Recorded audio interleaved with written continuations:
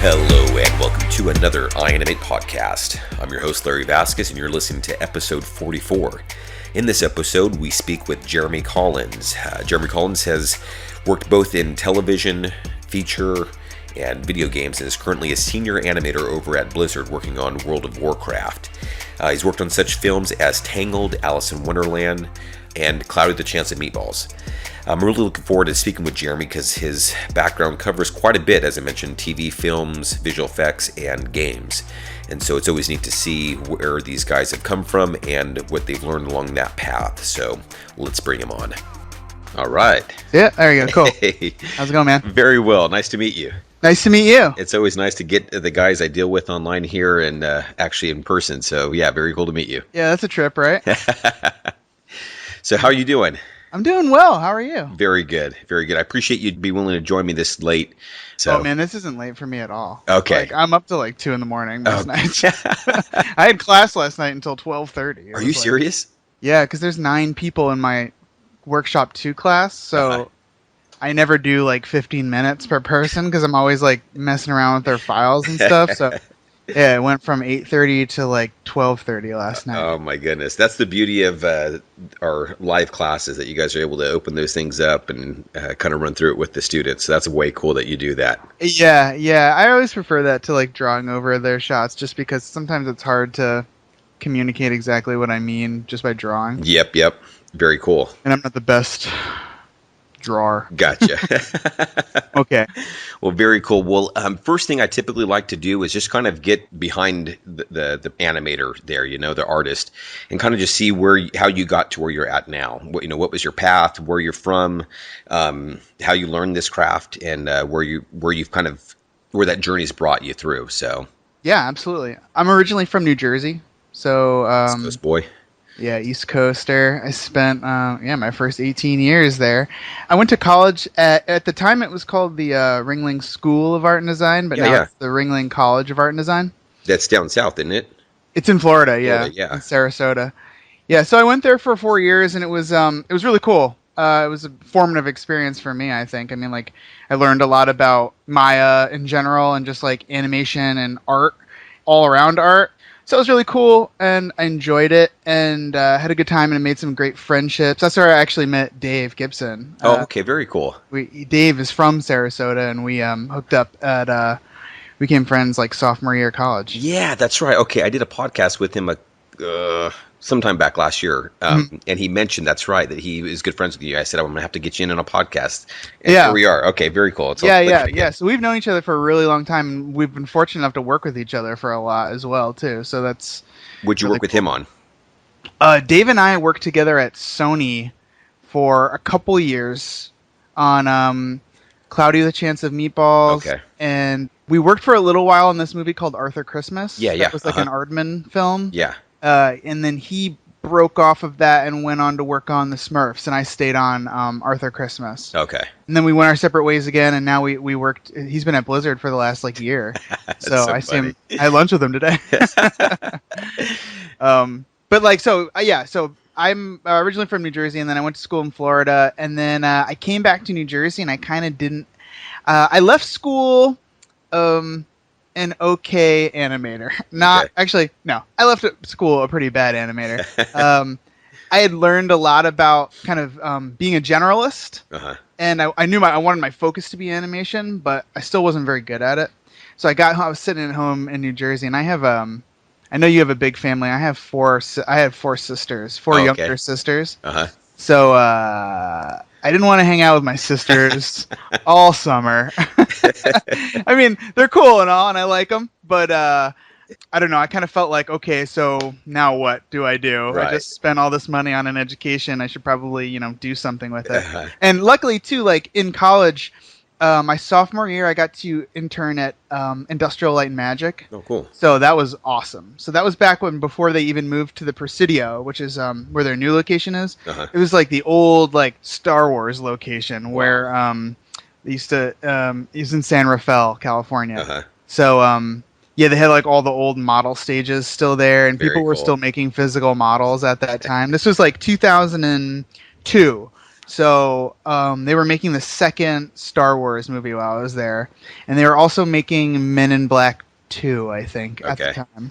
And it was really cool because we got to go through the whole animation intern training program.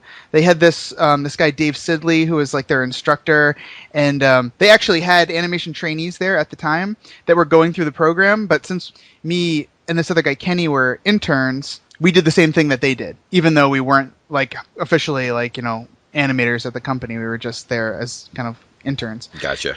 It was awesome. It was like a whole. They had it all set up where like you would do a shot with the T-Rex from Jurassic World, Park. like busting out of that like little I don't know, thing that he comes out of, that little like, garage door that he comes out of, and then it kind of culminated in you did a dialogue shot with Watto from the Phantom Menace. Okay, that yeah, kind yeah. of like Ugh. yeah. Yeah. No credits, only mine. Whatever he says. So we did that, and that was awesome. And it was cool. This was the first time I was like really like living on my own. I was in San Rafael by myself. I was actually the apartment I was staying at was this woman who was kind of like I guess she was like a philanthropist for artists. She was like an artist kind of like enabler. Okay. Like she liked art and she liked San Rafael, and so she would just like help out people that needed a place to stay, and she lived like right in downtown San Rafael, and I was like, this is great. So it's cool. how would she get in contact with artists then? Yeah, I don't know. Unfortunately, that year my dad had passed away, and it was a total bummer, and obviously, yeah. But that's an understatement. But somehow, some contacts of my friends knew somebody out in California, and they knew this lady that I stayed with, Okay. and then I don't know, all the wires got connected together, and I ended up getting in contact with her, and she just let me stay rent free at her place for a summer, which was really nice. Particularly in that area, huh? Yeah. Oh yeah. She had a real nice house too. It was great. Yeah. So I did that. That was 1 year or one summer, and then I had done some other stuff in Manhattan. I worked at a company called Quiet Man for a summer, which is like they do. I don't know if they're still around anymore, but they did TV spots, like CG Super Bowl TV spots. Okay. Yeah, and so I did a lot of that, and then after I got home from school, I was like, okay, what do I do now? I don't have a job. Like not all my other classmates, but a lot of my other classmates had left Ringling with like job offers, and I was like, oh, I'm gonna get one. One of these days, it's gonna come rolling in, and it never came, and I was like, ugh. So I went home, kind of discouraged, but I'm like, I'm not one to kind of like sit around for very long. I gotta like be doing something. So I just took off. I had a Ford Escort. It was like a really horrible car. And I packed it full to the brim. Like I couldn't use my rearview mirror because it was just like, it was all the way up to the ceiling, and with all my stuff, like my computer and whatnot. And I just drove out to California. I have uncles that lived in Tustin, California, which is actually, I live down the street from them right now, which is really weird.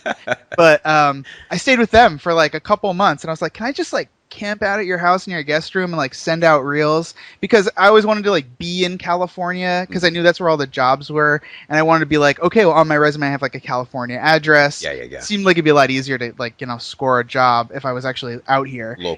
Local, right? Yeah. And they were like, yeah, sure, no problem. And then I think towards the end of the summer, they were like, time to get an apartment. Famous last words, no problem. Yeah, no problem. And then, and like, I think they were probably like assuming that I was going to be like out like clubbing and doing the nightlife or whatever, but I'm just sitting at home like this. On your computer. Yeah, like trying to like, I'm just animating shots in my spare time and all that other stuff. So that was a fun summer of just like adding to my reel. And then I just kind of shotgun blast my demo reel everywhere, and I got a call back from this company called Blind in LA. They were like a boutique motion graphics company, and they did 3D work for TV, and they were like, hey, we need somebody to do work on this Buffy the Vampire Slayer stuff. Okay. And it was like they were doing reruns on TBS. Okay. So I came in and I did everything. I worked with a team of people and I did everything for that short. Like there was one thing where you had to you do like a pan through the bathroom stall in Buffy's high school, and there's like these tentacles coming out of it, and they had to kind of like writhe around, and I had to model them and texture them, rig it, all that stuff. But in the TV, like the kind of TV zone, whatever you call it. It's all really super fast, so like long nights and just like bust it out super quick. But I got really good at like doing a good enough job, to like make it work. And I think like I really appreciate that experience because like I feel like it's helped me later on in my career, like not get pigeonholed. Sometimes you get those animators that are like they left school or they learned on their own, but they went straight to features and they're just used to like taking like 3 weeks on like, like a 50 frame shot and just like, it's all super polished. And that's cool and that's awesome. But like, I didn't have that experience as my first gig. I had go was like, what we had to do. Yeah. So, so that was just, it started in motion graphics in LA and my name got kind of passed around and I did a lot of really fun, interesting projects. And then from there, at one point, I don't know how, somebody had gotten a hold, in one of my real shotgun blasts, somebody had gotten a hold of my stuff, and I got a call from this studio called Omation, and they were making a movie called Barnyard. Yeah. Okay. In San Clemente, California. For Nickelodeon, right? For Nickelodeon, yeah. Yes. Okay. And they were doing a thing where they were having cleanup animators, and I was like, "What is a cleanup animator?" Because it's a it was a 3D animated movie. Yeah. And they're like, well, basically, we want you there for like overlapping action. They were kind of treating it a little bit more like a traditional production where the like animators, the full-on animators would do like the gross body motion and like any sort of like secondary or overlapping action we would do as a cleanup department. Okay. And we'd fix things like weird penetrations, or it was kind of like almost like a tech animation / animation cleanup position. Okay. But that was really cool because I got awesome at overlapping animation, animating udders and like tails and ears and stuff like that. So see that udder motion right there? That's all me. That's all me. Yeah. All those udders, those are all me in that movie. But so cleanup was really cool, but I wanted to be an animator, And so after about a year of doing cleanup and living at the beach, which was awesome. San Clemente is awesome. Oh, great God, area. Beautiful. Yeah. I one day accidentally, for all those listening, I'm doing air quotes right now. I accidentally had like a walk cycle I was working on for one of the background characters on my computer as the animation director was coming by. And he's like, "What's that?" And I was like, oh, don't worry. No, don't look at this. This is just a little something I'm working on in my spare time. And he's like, let me see that. He took a look at it. And I was like, and I just kept, after that, I just kept bugging him. I was like, please let me be an animator. And he's like, okay, we'll give you a shot. And the first shot they gave me was like, I panicked because there's this part where all the animals have this like as soon as the farmer goes to sleep, like the barn becomes like a nightclub. And so the first shot they gave me was like this pig bartender who had like an apron on. He like hits the wall and this like bar kind of like Murphy bed folds out of the wall. And there's all these bottles that have to like rattle. And then every animal from the barnyard like rushes the bar to get a drink. That's your first shot. That was my first shot. There's like chickens flying in. There's like a horse that does a weird slide up to the bar. And there's like pigs running in and sheep. And I'm just like, that's it. That was my career as an animator. Yeah. I'm done. And surprisingly, I got it done, and they liked it, and I just kept getting shots. And for the last year and a half of that production, I got to stay on as an animator. It was awesome. I learned a ton. But way to take the initiative, though. This accidental walk cycle that you're working on. That was taking the initiative, Yeah, absolutely. I mean, that's like, I don't know. I try to do that wherever I can, really. Mm-hmm. Just drive out to California. It'll work out. Just do something on your own. Do some animation on your own. It'll work out. It's done pretty good for me so far, so I think I'm going to stick with it. There you go. I love it. And just even recently, you working on that shot. I saw you post on Twitter with our Marty character. Oh, yeah. Yeah. Working on your own. I love that shot. It was great, man. Oh, thanks, man. Yeah, that started out as just a demo in class. Oh, really? Yeah, because I do in the last 2 classes of my workshop, Games Workshop 2, Advanced Animation Techniques, I animate. Sponsored by. Sponsored by. I do lip sync, like a demo for 2 classes. And I just basically work for those 2 classes and talk while I'm working. And I like it because it's not something that you see a whole lot in games animation because it's mainly relegated to cinematics animation in games. But I work so long in features and I know a bit about lip sync, I'm like, might as well just kind of like impart this onto the class as well. It's a That's little kind of awesome. like refreshing thing to do. Yeah. And I think it's one of my favorite classes to work on too. It's so fun because I don't work on much lip sync at work anymore because I'm in game on WoW. So we do some lip sync on the emotes, but it's never to dialogue. It's always kind of like Godzilla dialogue, where Okay. they're talking and it's just like a speech bubble above their head kind of. Okay. So yeah, it's fun to do. So that started out as a class demo, and I was just like, I like the way it was headed, so I just kept polishing it. Oh, it had some just great acting choices. It felt very nice and weighty. Yeah, I thought it was really cool. We'll make sure we post it in our podcast notes here. Yeah, sure, cool. It's just blocking still though. Yeah, you can still feel it within that though. That was nice. Okay. Yeah. Cool. Thanks. So yeah, hopefully you can get this done by then. Yeah. No pressure. Yeah, I'll hustle on that. Yeah, and then after that it was just like I kind of just got into features. So after Barnyard, I would always like sometimes you have downtime in between projects, so I would like lean on TV and I'd like go do.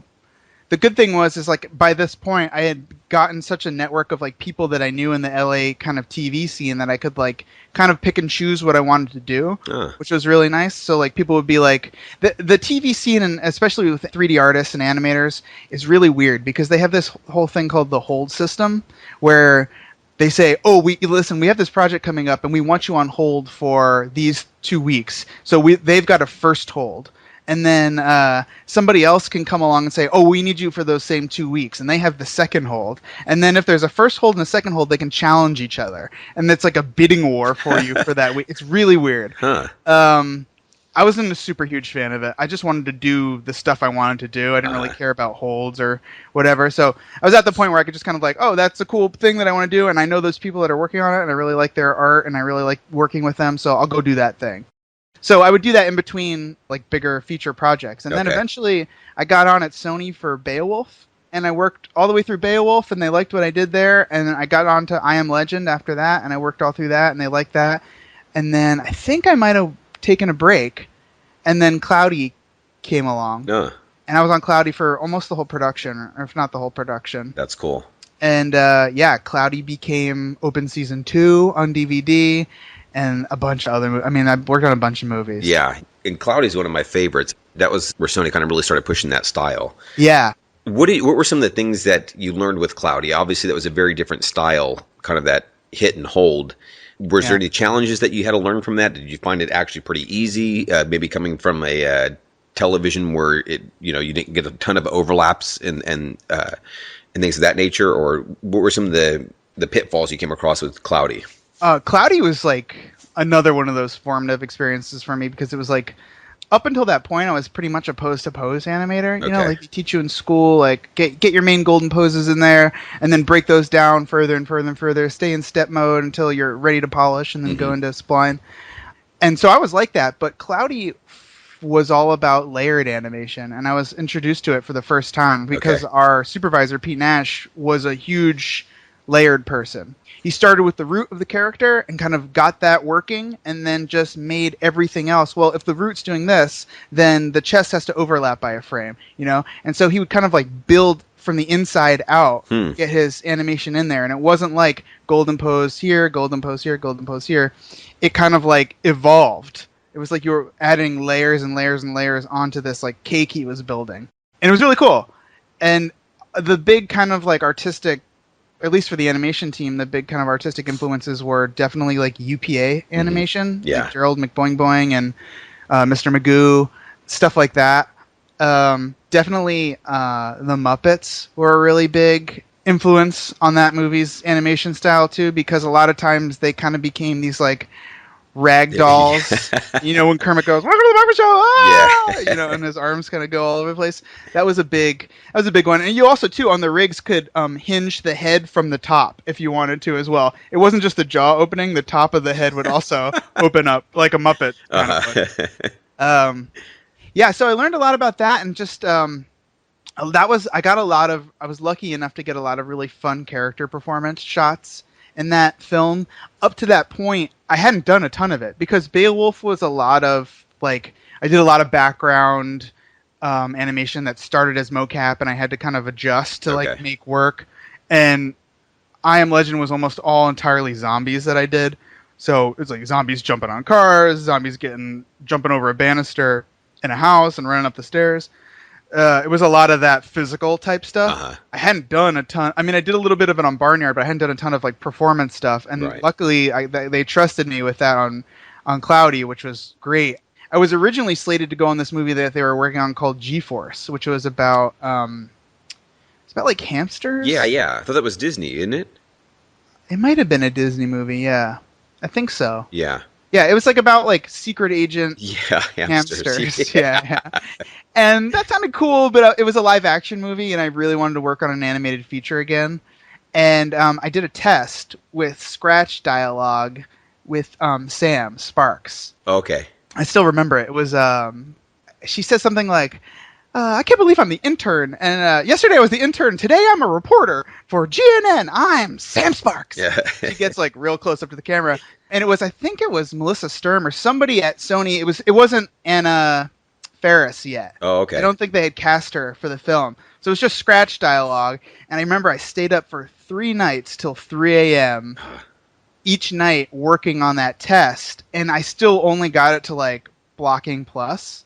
So it was splined out, and I was lucky I had my buddy Alan, who I had graduated Ringling with. He's like supervising animator over at Sony now. He's been there since we graduated Ringling. Oh, yeah? So he's been in everything since open season. Goodness. Which is incredible, yeah. Yeah. And I was lucky I had him kind of coaching me through it, and he knew the style really well that they were trying to hit. So I was doing like really quick transitions, and then like long moving holds, and then another quick transition, and then another moving hold. So it felt really kind of snappy in that UPA style. Mm-hmm. And it was the first time I'd actually done that layered animation style as well.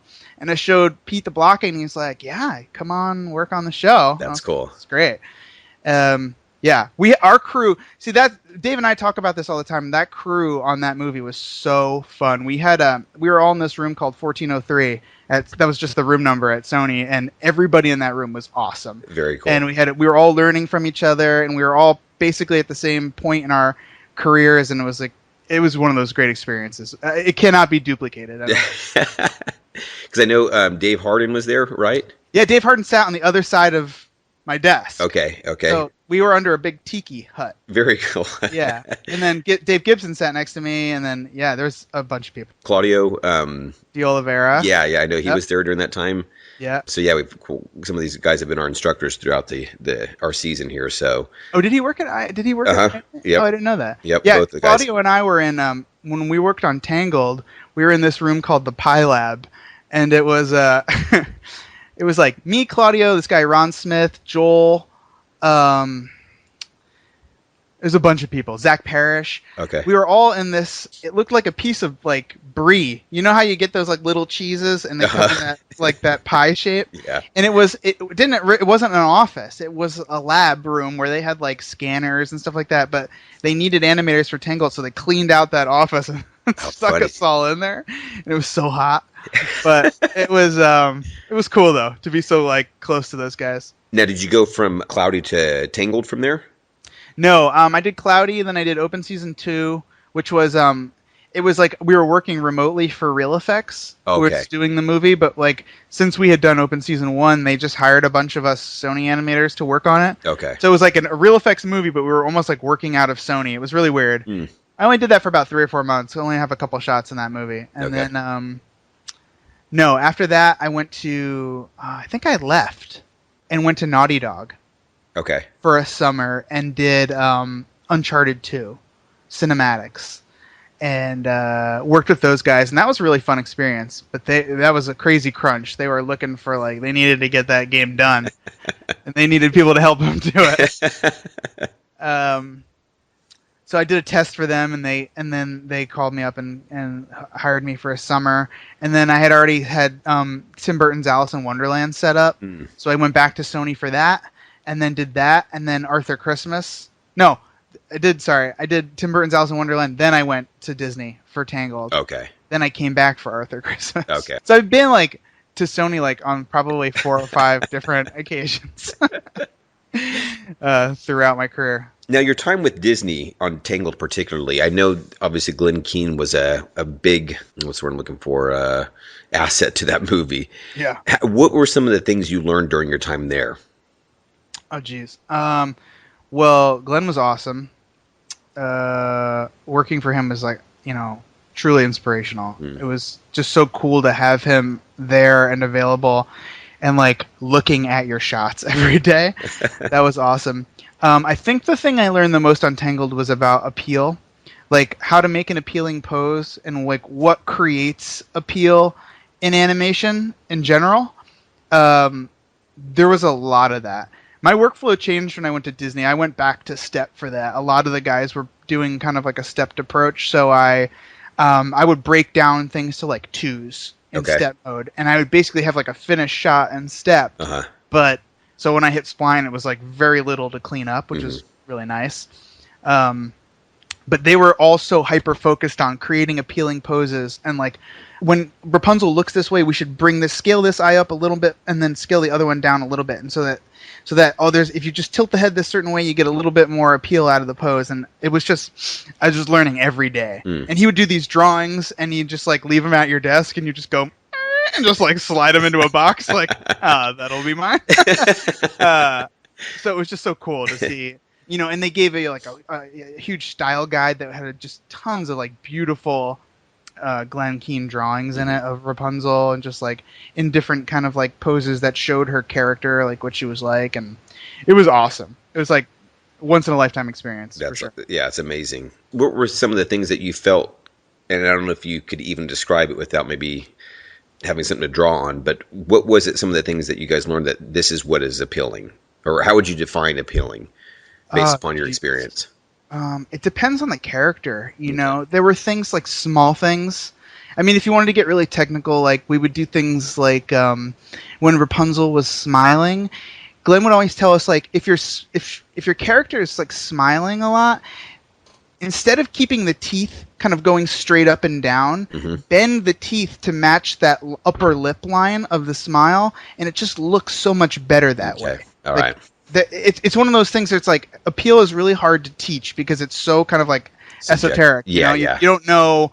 It depends on the character. It depends on all these different things, But he would have like these little like gems every day like that you just go like, and I ever since then I do it on almost every character I pose now. Like I'm always turning those teeth. Yeah.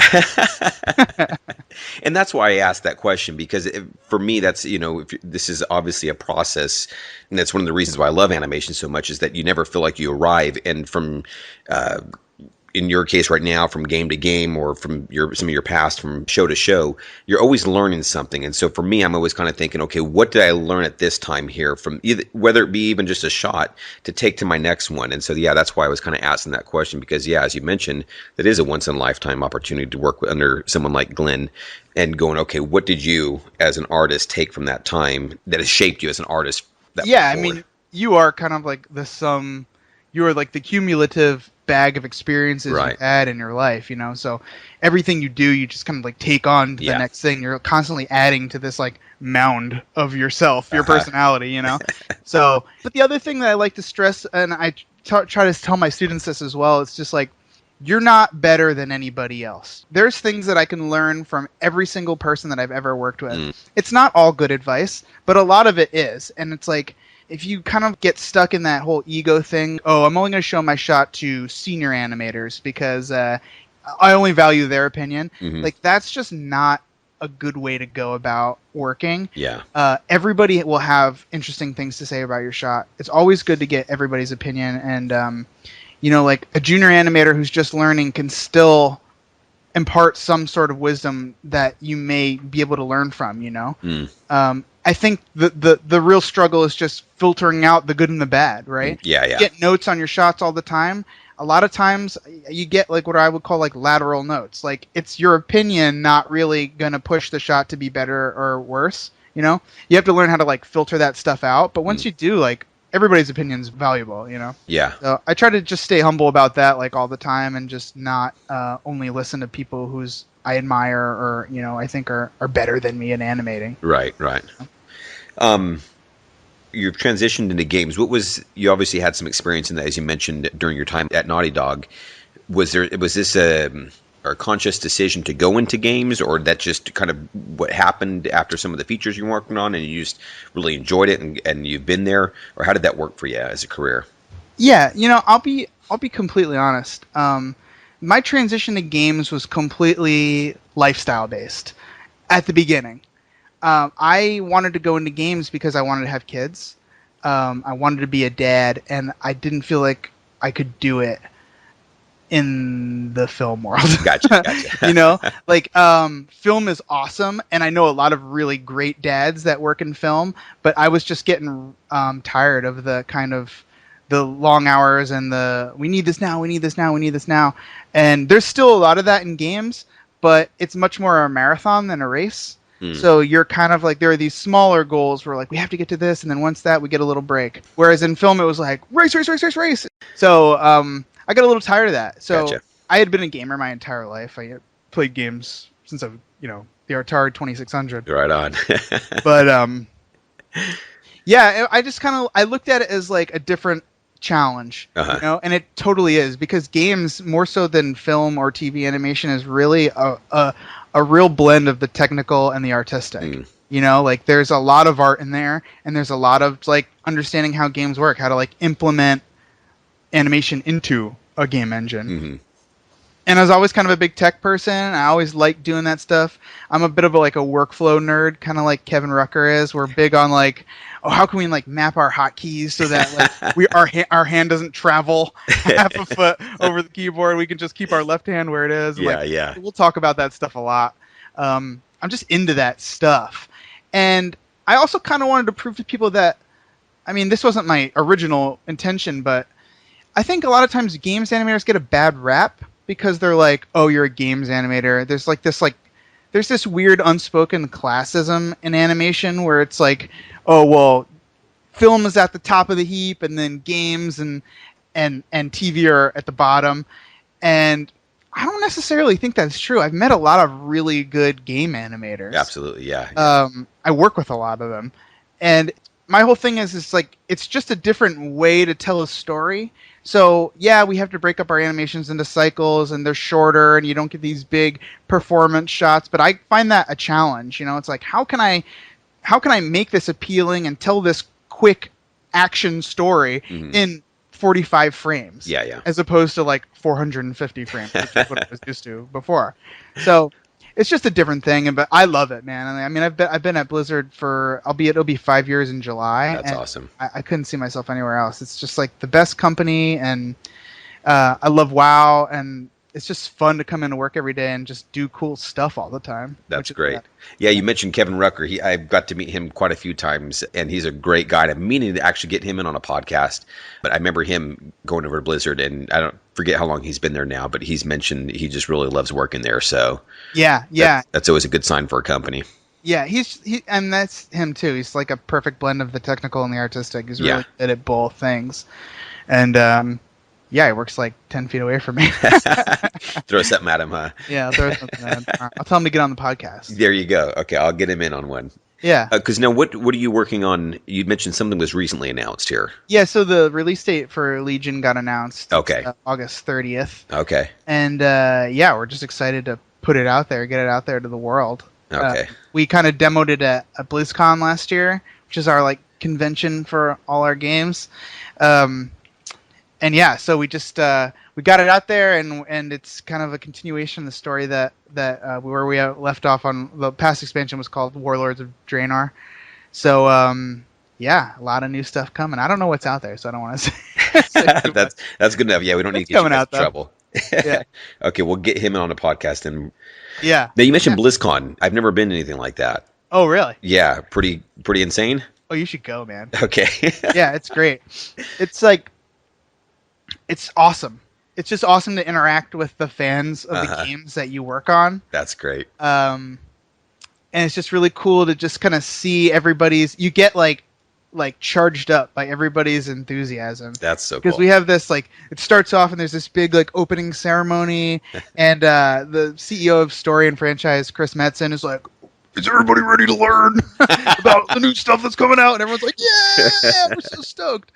So like the opening ceremony, just like you can, it's like there's like static electricity in the air afterwards. Like it's electric. Everybody's just so stoked to just like play games and like talk to their guildies in World of Warcraft or see the people that they play games with, the other 11 months out of the year. Uh-huh. So it's just a really cool time for us to like interact with everybody and kind of like just I don't know, kind of embody that kind of Blizzard spirit. Now that's kind of unique, as we're kind of talking a little bit about the uniqueness of games. That's kind of a neat thing then that you get to do, I think, a little bit differently in regards to your user base, I guess. More where you're saying you get to kind of interact with the actual fans of the game you're working on. Yeah, it's like a different kind of satisfaction. Yeah, you know? yeah.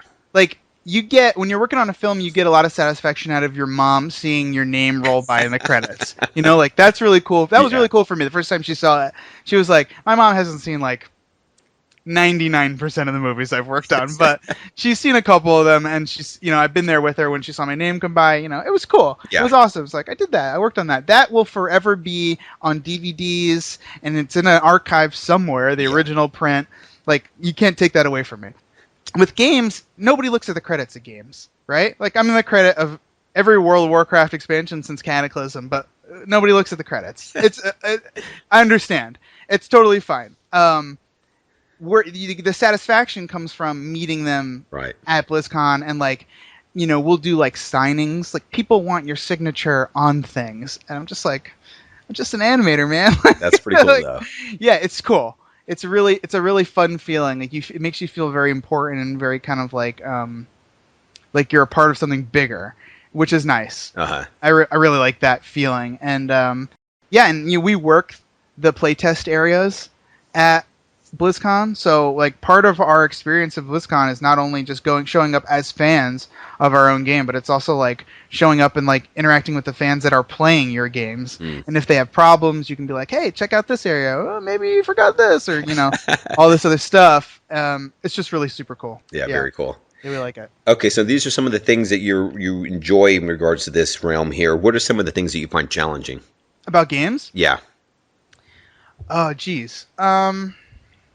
It could be in a good way, like you mentioned. It's a technical aspect of animation here too. So, yeah, the technical aspect is definitely a challenge because, here's a challenge, right? So, when you come from film, you're the rock star as an animator, right? You're playing the solo to Eruption from Van Halen, right? That's you. You're Eddie Van Halen.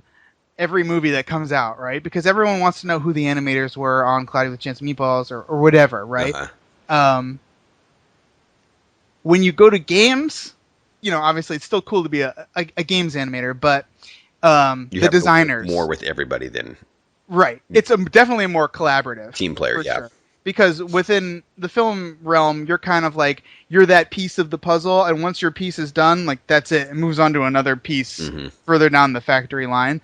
In games, it's like everybody's collaborating together, but the person playing the Eruption solo and Van Halen is the designers, right? Because, like, one of our core tenets is, like, gameplay first. Like, that's the most important thing. If you don't have a fun game to play, no amount of pretty pictures or awesome animation is going to make that game any better, right? And that makes absolute total sense to me. Yeah. So that was a little bit of a change, because when I started first working in games, I was like, okay, well, I'm done with my animation. Like, where's my party? I'm just like, you don't get a party anymore. It gets to go into the game, and you get the satisfaction of knowing people are enjoying it. Like, yeah, that's cool. I like that. We're always struggling with like responsiveness, because when you press a button, there's the expectation of an action happening, right? So you can't spend a lot of time in anticipations to combat stuff. So we try to just keep it as snappy as possible, but still tell the story that kind of needs to be told in that like little 30, 45 frame block that we're doing. Because after you see it a bunch of times, it's really hard to keep things looking good when, we spend the most amount of time on World of Warcraft on our runs. Because you're running constantly in the game. Like, that's all. You see it 99% of the time. There's combat, maybe 90% of the time, but there's combat, and there's especially if you're playing a role-playing server, an RP server, there's a lot of like emoting and dancing. We do these really fun dances for each of the player characters. But keeping that run looking good and interesting, even after like 30, 40, 50 cycles of seeing it, loop in front of you, is definitely a challenge. Gotcha. I'm always conscious of that stuff, and it's tough. Now, these are based solely for the PCs? For World of Warcraft? Yeah. Yeah, so not consoles at all, right?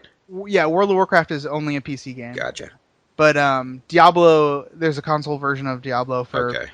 Xbox 360, Xbox One, PS3, PS4. Okay. But World of Warcraft almost has to be a mouse and keyboard game. There's so much going on there that we have more inputs than like a controller could really probably handle there. So is there any issues then with your job in regards to okay, let me back that up a little bit. Okay, if you're developing for a console, you know you're hitting X specs. Mm-hmm. How do you do that within a computer environment where the specs could vary greatly? Does that make it a challenge for you as an animator or for your duties? It doesn't really affect animation so much as Okay. it does just kind of like we have to build.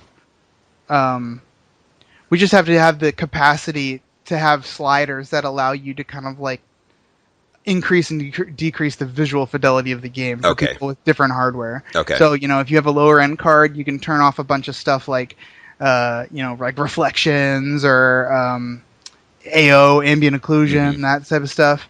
And then if you have a nicer rig, you can pump all those sliders up to the opposite side. Okay. So but in terms of animation, it doesn't really affect the fidelity of the animation isn't affected by the hardware that you bring to the table to play the game on. Yeah. Okay. Now you've been teaching with us for quite a few workshops here. What have you been enjoying about teaching? Teaching for me is just like, I guess it's a way for me to kind of just like spread my kind of like passion for animation. Like I'm super passionate about it. Like I love coming to work every day. I have this like routine where I'm like constantly looking at the web. Like I get to work with my coffee, I drink my coffee, I answer whatever emails need to happen, and then I have this like basically kind of just real quick run through of the web that I go through and just see what new animation stuff is out there. Uh-huh. Maybe it's Twitter one day or maybe it's like Facebook one day or whatever. But I just try to subscribe to as much stuff as I can so I can just see what the world's got to offer that day for animation. And that gets me inspired and kind of pumped up to work when I see people's work that I admire. Mm-hmm. So I want to just admire something every day so that I can use it, fuel me to keep making cool stuff for the game. Because it's easy to slide into that, like, okay, well, I need to do another run today. I've done 700 runs. How do I make this interesting?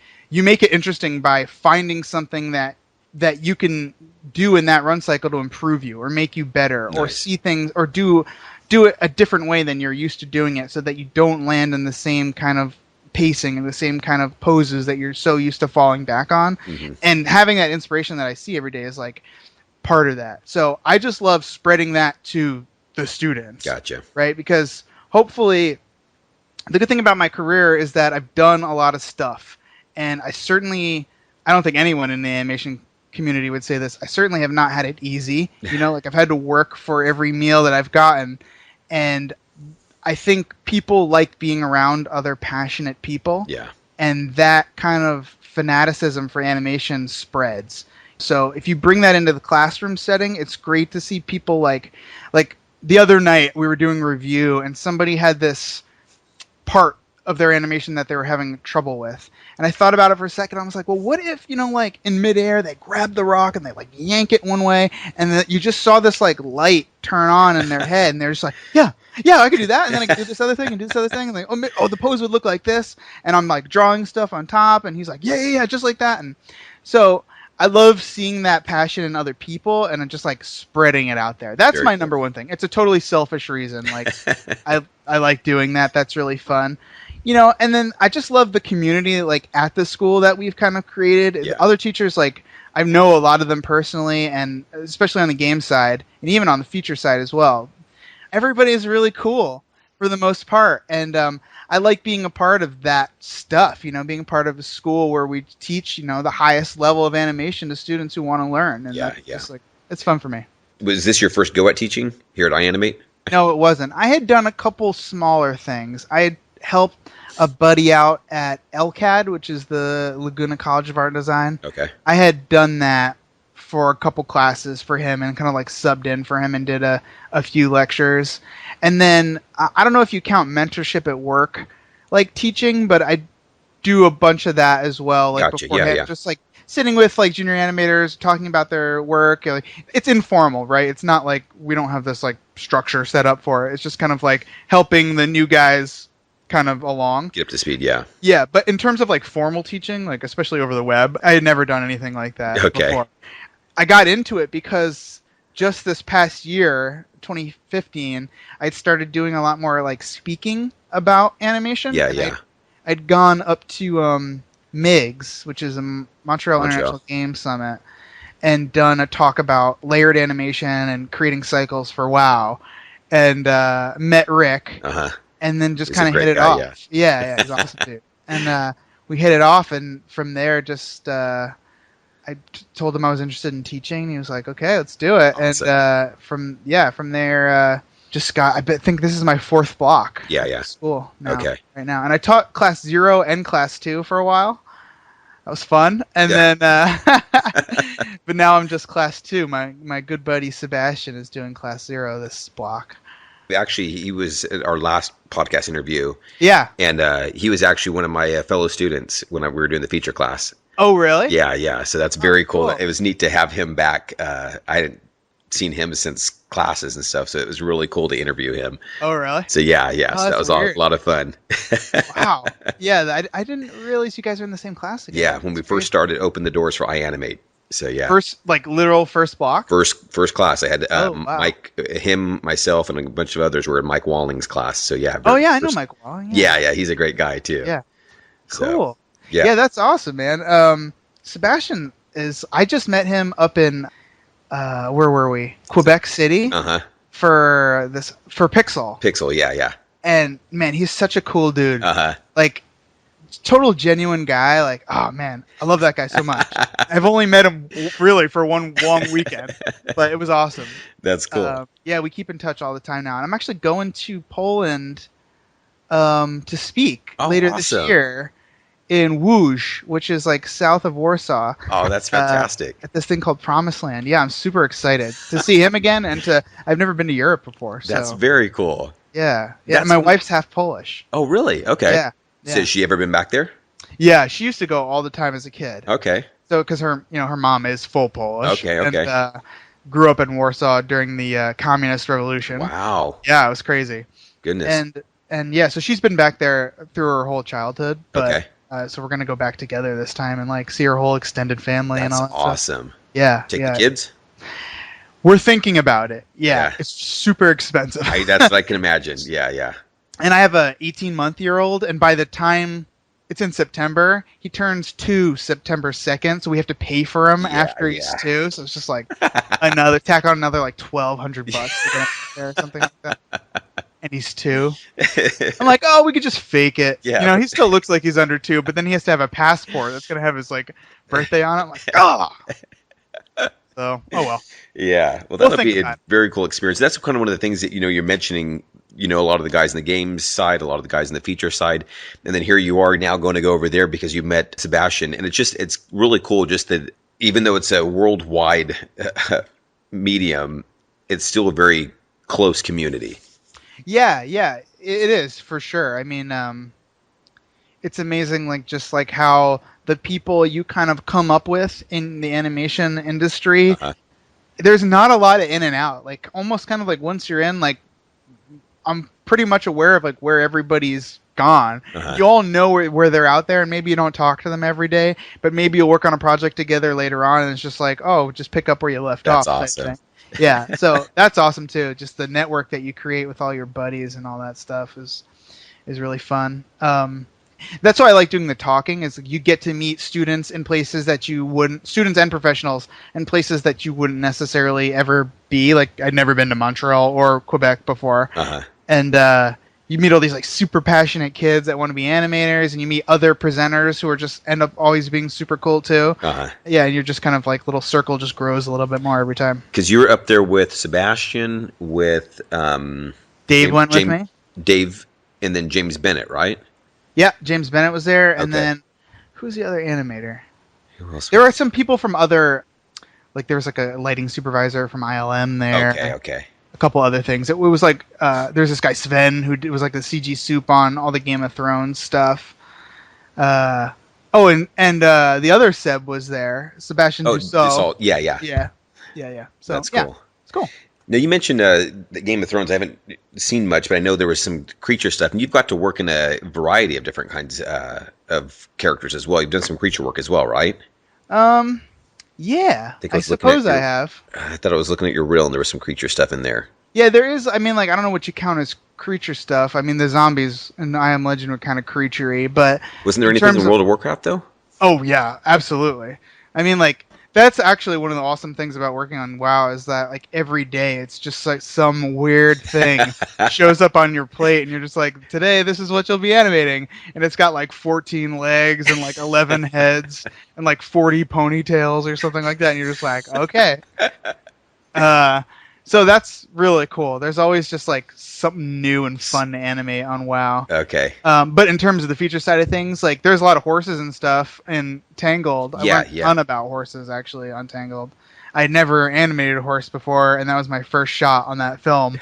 Was like Flynn looking up, and then like the captain of the guards like slowing down and stopping on a horse, and they look over the edge of a cliff, and they like yank the reins and then turn the direction of the horse, and I was just like, no clue you what get some I'm doing. killer first shots, man, on these Oh, films. they were so tiny, man. This was not a killer shot. It was No, like but they I'm were talking just about here. Here's a first shot on a film, and you've never animated horses before, so you're going, okay, you got to figure this out. I think every animator constantly comes into work every day and just goes like, okay, this is the day I get found out. Yeah. Like, this is the day production finally finds out I've been faking it this entire time, and I actually can't animate anything. I got to tell you that's very reassuring. I think as a student listening to that, because sometimes I remember, you feel like, is this ever going to click? And you realize as a professional who's in that, you still feel that way. And I think it's part of the neat part about animation, and the frustrating part about animation is that you're constantly learning. So that's what makes it enjoyable and fun. But yet it also makes it that frustration because you're like, okay, always having to learn something new, Yeah. I mean, I think a lot of times too, like when you're a student, it's really. I remember when I was still learning. Oh, I'm always learning, but when I was first learning, you put these like animators like up on pedestals. Like Keith Lango would like come to like Ringling and do like a demo. You're like, Keith Lango's got it all figured out. Like, whoa, this guy's awesome. Like, I'm gonna learn so much from him, and we did. We learned a ton. But you put them on this like pedestal. Right. But at the end of the day, like, I still get sweaty. I still, I have to go to the bathroom just like everybody else, and it's like I try to like ground myself in that. I don't want like I constantly have self-doubt. Every artist has self-doubt. You're not. I don't think if you don't, that self-doubt keeps you humble and hungry. Keeps you humble and hungry. Yeah, is that you really just kind of like you don't take anything for granted when you have that, And I think it's a healthy amount. It's not like disabling, but it is kind of like, you know what? Today, I just want to check my emotions right now and just be like, you know what? Okay, I'm not feeling like this blocking is looking too good, but it'll get better. Yeah. And then inevitably it always does, right? Yeah. Because I always end up looking back at the stuff I've done and being like, oh, actually this is pretty nice. Like, I kind of like what I did here. Or, right. The shot didn't turn out as bad as I thought it was. There are some stinkers in there, trust me. But the cool thing is I show those to my students, Actually, I did a talk up in Portland one year at this thing called 3D PDX, which is like their Maya user group in Portland. And I love the city of Portland. It's such a cool town. I wish I could live there. I did a talk up there that was only my stinkers. It was like my senior thesis at school, just like shots I didn't like or shots that like I thought went wrong. Just to be like, listen, like it's not all awesome. The awesome stuff or the stuff I think is awesome goes on my demo reel. But here's where I was learning. And after this shot, look, this thesis is a mess. Here's why it's a mess. I didn't do this. I didn't communicate correctly. There's no appealing poses. The weight is wrong. And I just try to show the bad stuff so that the good stuff, I think, is more appreciated, I guess. Right. Yeah. What advice would you give then to maybe students or people in the industry that you could pass along? Maybe some advice that you'd received that just stuck with you, or maybe just something that you've kind of learned throughout the years? Be nice to everybody. That's a huge one. They don't talk about that a lot. They'll talk about like workflow stuff, but on a personal side, you work with people every day. Being nice to people is huge in Goes a long terms of way. yeah, it's the only way to go, man. Because talent will only get you so far, but if you don't like working with that person, I remember the people I don't like working with. If I'm ever in a position to hire, I will remember those people, you know? So it's like, and I'm sure it's the same for them too. So it's like, just be nice to everybody. You know, you don't have to like everybody, but you should at least be nice to everybody. No job is too good for you. You know, like don't have an ego, especially starting out about like, oh, this is just like public access CG animation that I'm doing. It's experience. You know, it's like you're doing something, you're making something. Like animation is, some people are fortunate enough to be like just gifted with that. You know, like there were people that I went to school with that were so much better than me as artists and as animators, and just like they just got it. You know, I've had to work hard to learn it. Most people have to work hard to learn it, and it's a process of practice and iteration. You know, you don't just like most people don't bust out an animation and go like, you know what, that's it, that's the one, done, one and done. It's like, yeah, you have a bunch of really crappy animations that you do and you fail, and then you do it. You know, you pick up and you do another one. I think what did Ed Catmull say? Fail often, fail quickly. Like I try to just like hang on to that as much as possible, and I always say it in my first class of the semester too, where I just go like, listen, you're gonna screw up, but pick yourself up quickly and don't ruminate on it, and just like keep going, just keep swimming, you know. Yeah. So that's kind of the big stuff I would say. You know, be nice to people, work hard, don't be a jerk. Nobody likes jerks. Yeah. That's great. Yeah. Sorry, I'm going through some of my other questions here. That's okay, man. I'll try to think of something too. You mentioned workflow. Has your workflow, obviously it's changed from the beginning, you changed back at Disney. How does your workflow now working in games? My workflow always changes. So it's kind of like I don't like sticking to one particular way. Each like animation or each shot that you're working on has like a different set of challenges, and I think there are easier and harder ways to go about each shot. So I just try to pick the way that'll make me get my idea out there the clearest and the fastest.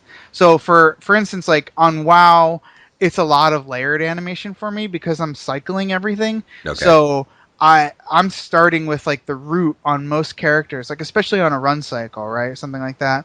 Like I don't block out the poses right away, like the foot contacts and then the passing pose and all that stuff.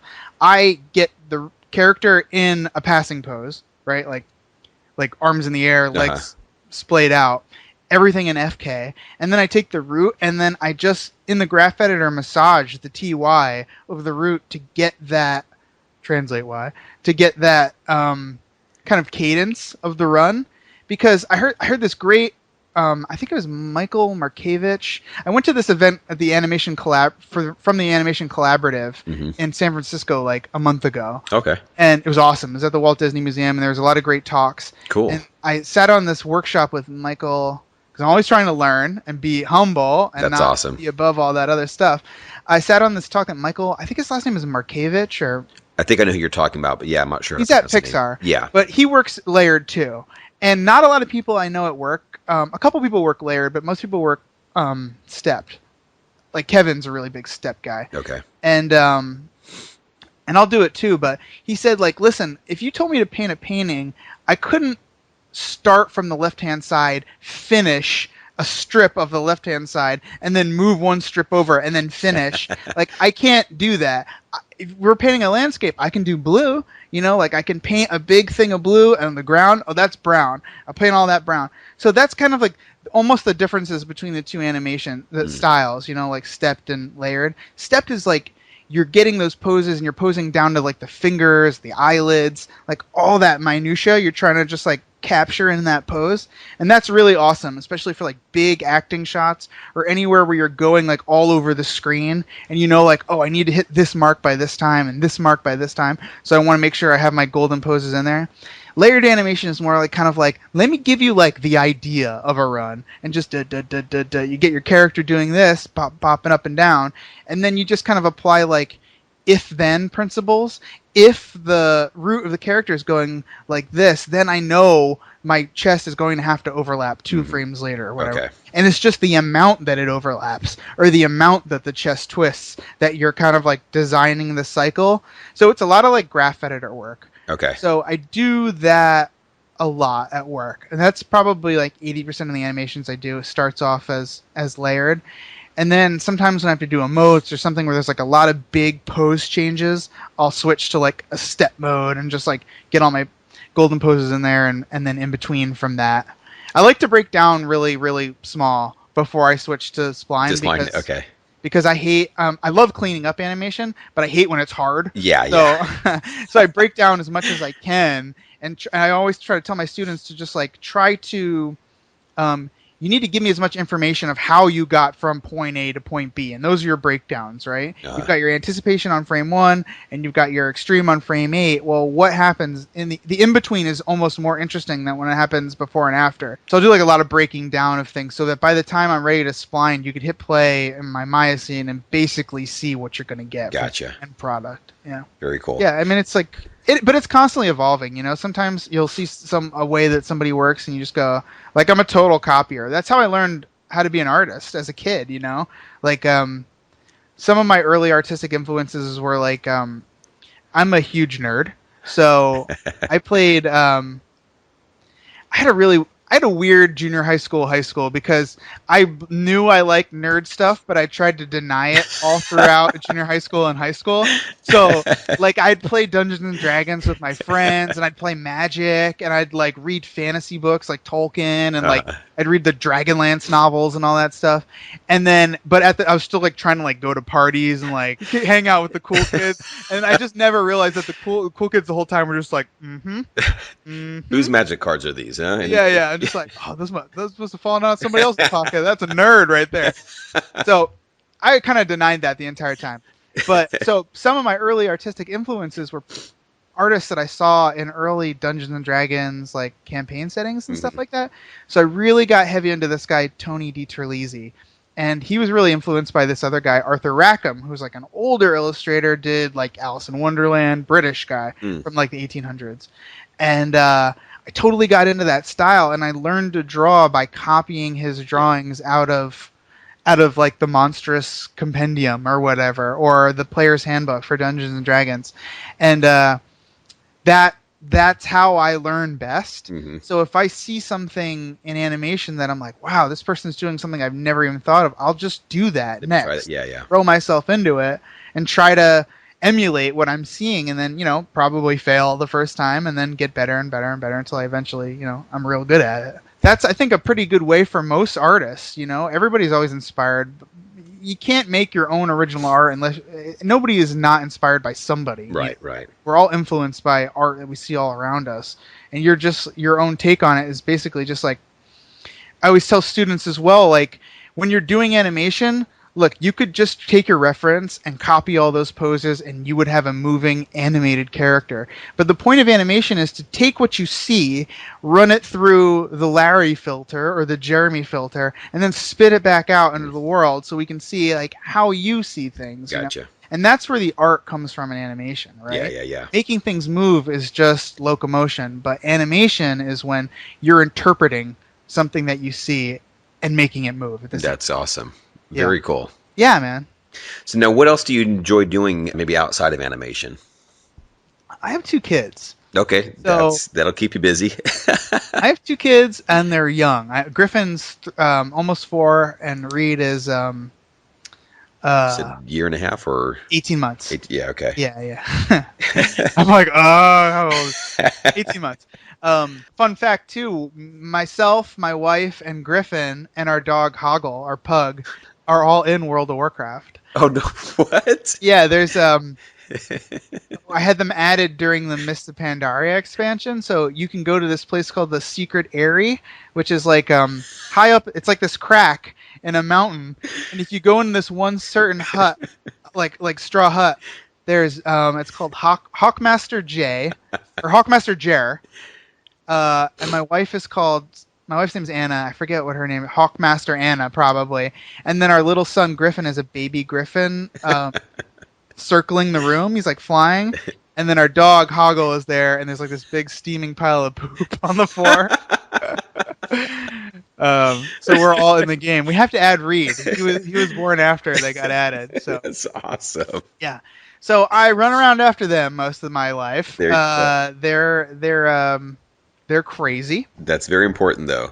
Yeah, yeah. And we love it too because the house here in Tustin, and we just bought it like about a year ago, and just the kids have a backyard, and there's like a pool, and it's a tiny house, but it's like we'd been living in apartments up to this point, and we had rented a couple houses, but they weren't very big.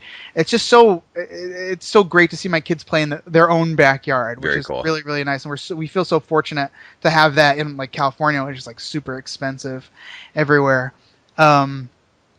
So I run around after them a lot, and when I'm not doing that, I do like typical nerdy stuff. Like I play D&D at work. I'm starting to get back into Magic actually after years of hiatus, but I don't know. I like the challenge, and I enjoy playing against people. It's a cool way to meet people too at like events like Friday Night Magic at your local game store. Okay. I really like the woods. My wife and I like Camping. go and camp. That's and awesome. hike a lot. I'm big into like craft beer Okay. and like just brewing in general. I drink So a lot of IPAs. What's IPAs? India Pale Ales. It's like a style of craft beer. Okay. Okay. You live in California, right? Yeah. Yeah. You never heard of IPA? Uh-uh. Really? Yeah. Do you drink beer? Uh-uh. Okay. So yeah, I wasn't familiar with that. Okay. They're everywhere. Okay. California loves them because it's like a summery type beer. Okay. I don't know.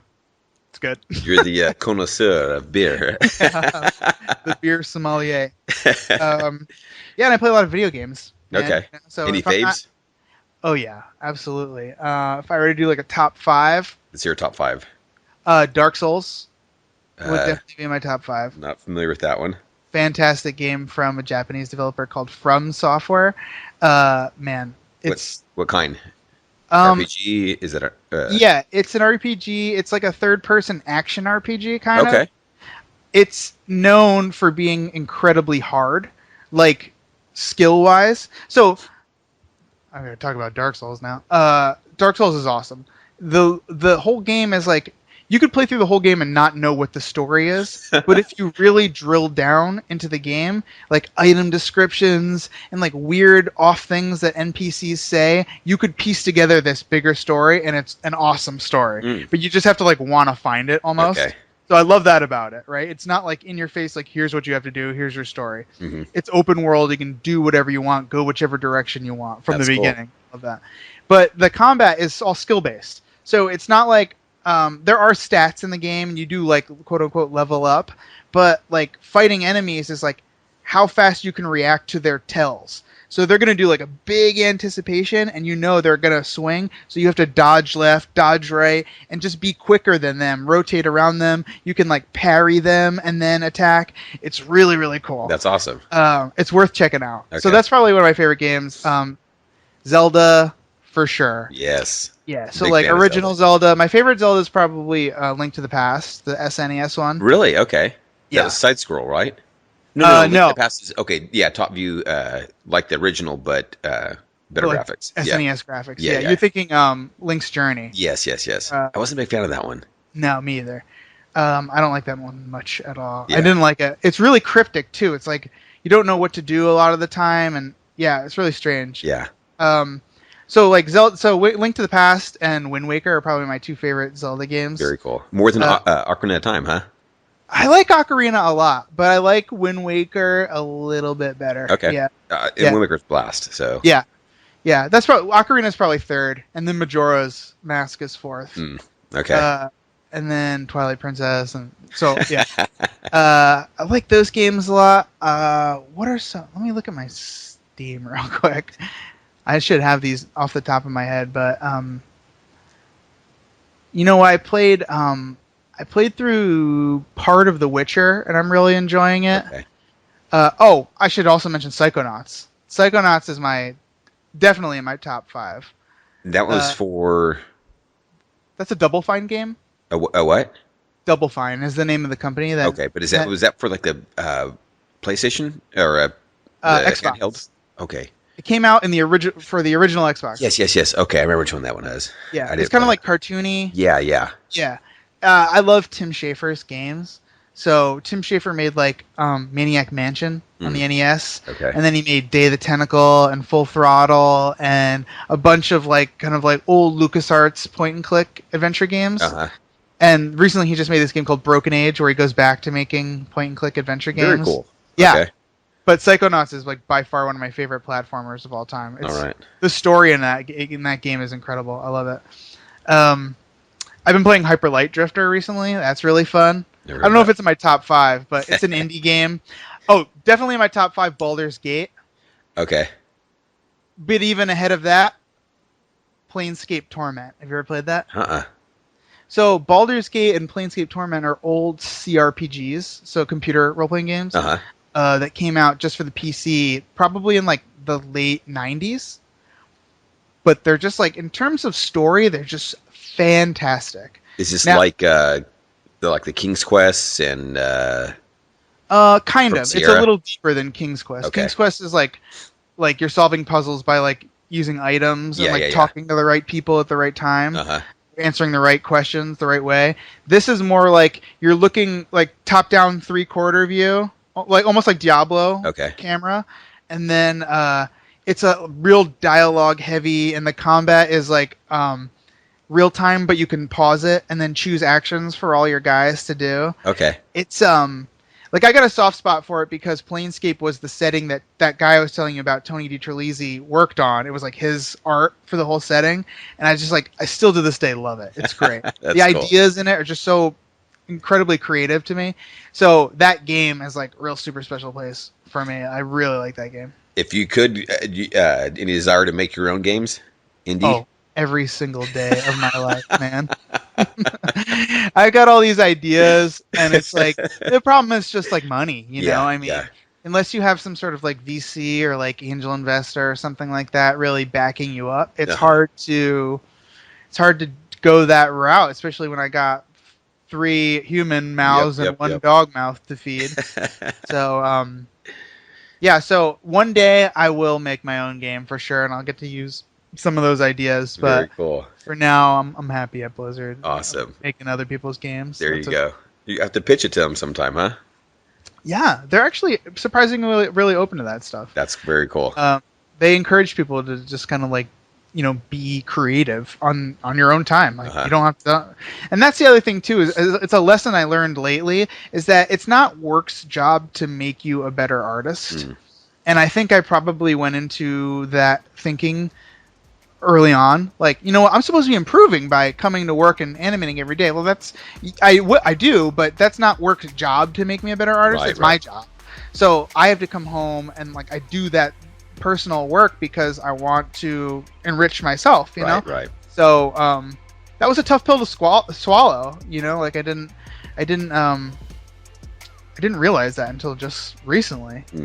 That it was kind of my job to make myself better. That's great advice, man. Yeah. Very cool.